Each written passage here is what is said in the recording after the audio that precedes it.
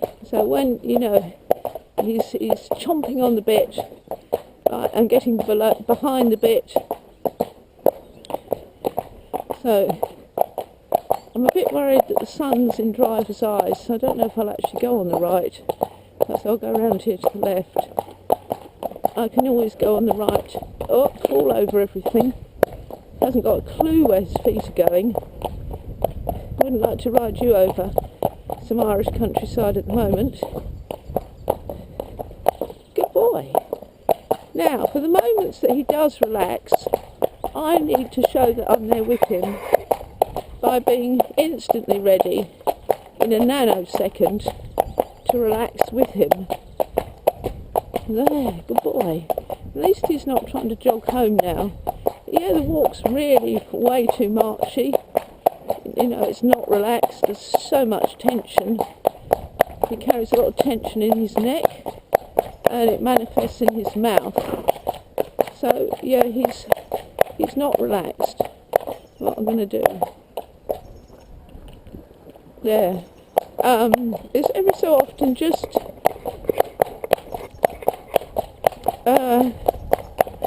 how can I describe it? Just to help him relieve some of the tension, do something other than walking in a straight line, like coming around here in a curve, just so he thinks, oh, I can stop. Look at his mouth. It's not licking and chewing. That's like a very anxious working of the mouth. Yeah. Hi. That's a very anxious working of the mouth. That's a horse that's unhappy through the mouth. Now, I'm asking him to move a little to the right. I'm actually saying I don't really know what that is, but I'm giving him all of a go than I did before. So, yeah, we'll just see how we get on. I mean, obviously, I want him to be less marchy, but Rome wasn't built in a day. If he was really with me, he wouldn't have this need to. Right, so if I let go of the reins, it'd be interesting to see, and just sit here. Yes, I thought so. So yeah, it just takes it into his own head to trot off at 100 miles an hour. So I mean, that's no good at all. Absolutely no good at all. Yeah, I can bring him back. That's not the point. The point is, what he wants to do is just rush home. And, it's never an enjoyable ride if your horse is fussing through the mouth and can't wait to get back home, going behind the bit, below the bit, tossing its head, anything, because he doesn't feel comfortable. And, this isn't like how riding needs to be. This isn't like partnership riding, educated riding, or an enjoyable hack. Has he shied? No, he hasn't shied once, but that's not the point. The point is, he's not with the person. He's not with me, and he's not with anyone.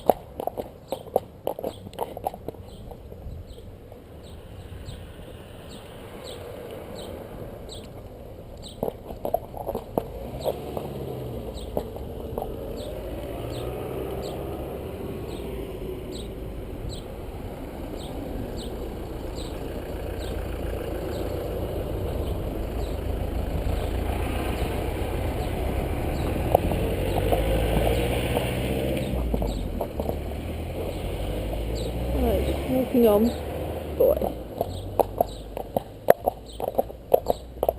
And you're not going to march down here, because if you do, we're going to just turn lots of little circles and you're going to slip on this road, aren't you?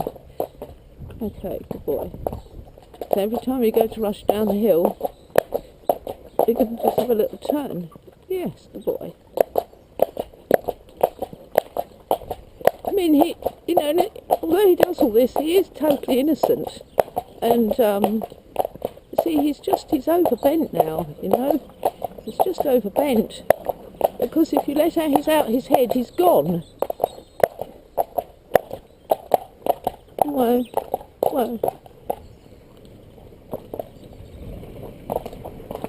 Let's back into the traffic.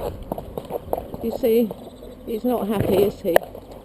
Oh, let's have a plunge forward in a sort of way.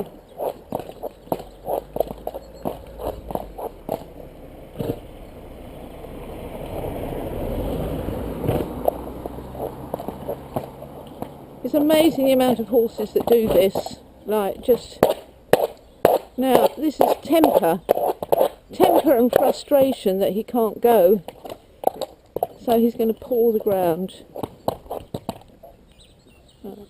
And walk on, good boy. Temper and frustration. And the anxiety, you know, the sweat this horse has generated with a little bit of trotting that we've done. And making him walk on the right hand side of the road. Because he's just totally one-sided. Just totally one-sided. Right. I wonder how he goes round. Well, I don't wonder. I know how he'd go round to the left rein in a school. Right. Hello. Lovely afternoon, isn't it? Glorious, isn't it? Absolutely glorious. Right, so here we have a nice bend left, just about, but left. Oh, right, but left. Look. See, there's just... It so reminds me of Ronan. We've got beyond that now with Ronan, but... whereas Ronan likes to pull against the rider and bring his head down between his knees somewhere, this one likes to come behind the bridle, so it shows that somebody's ridden him with too much hand, way too much hand, and it's kind of like, yeah, stopped the forward impulsion or asked him to go on the bit. I don't know what it is, but a horse, they only do this when they've had too much hand. Right, I want to let his rein out so he doesn't go behind the bridle, because that's like such an escape route and such a difficult habit to get rid of, because it's like a response that really, once they do that, you know, you can't get the head, they have to agree, you can't forcibly do anything about it. So I want to let his head out without him trotting off, so he realises he doesn't have to come behind the bit, and he's even coming behind the bit when he's got absolutely no rein at all. He will improve and we'll get beyond that, but really once the horse goes behind the bit, it's like the ultimate evasion, because the rider is in a sense sitting there holding thin air.